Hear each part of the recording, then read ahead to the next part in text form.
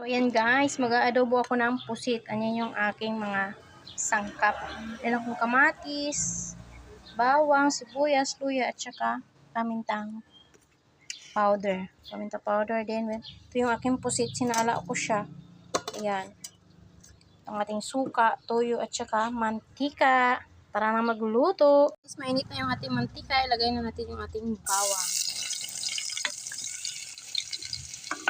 Pag-isa lang natin. Sunod na natin yung sibuyas.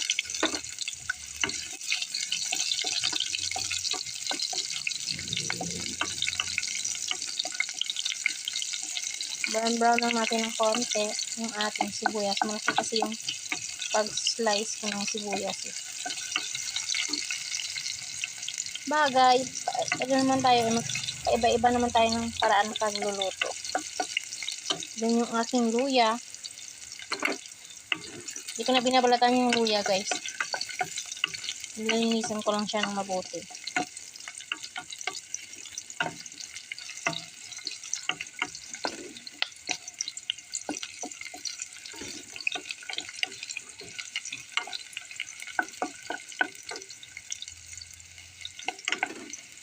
Then, next yung ating kamatis. Yan. Pag ako'y nag-adobo ng pusit, nilagyan ko siya ng kamatis.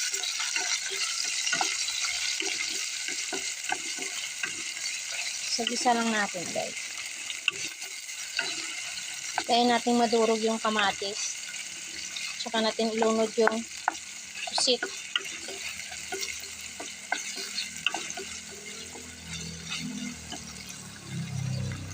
Durog na yung ating kamatis, guys. Ilunod na natin yung ating pusit. Ganda yung nabili ko ngayon. Fresh ko siya.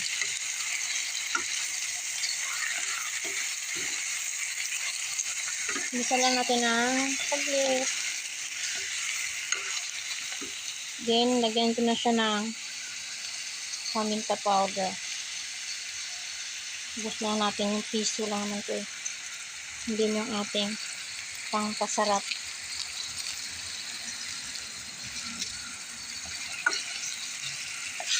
Lagyan ko na siya ng toyo. Mamaya ko na siya lagyan ng suka. Anting toyo lang. Hindi na ako nag-aasin. Kasi malat na yung toyo eh. Saka meron tayong pampasarap. Yan, takpan lang natin. Yan guys, dumami yung sabaw niya. Hindi ko na yan nilagyan ng sabaw ah. Lagyan ko na ng suka.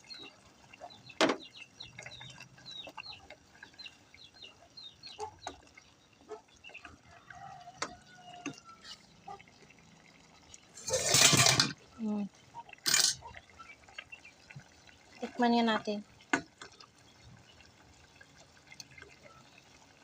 Kung sakto na ba yung lasa niya.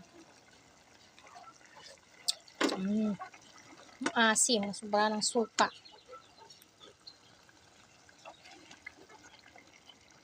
Pwede natin saglit guys. Kasi pag na-overcook yan, kunat na.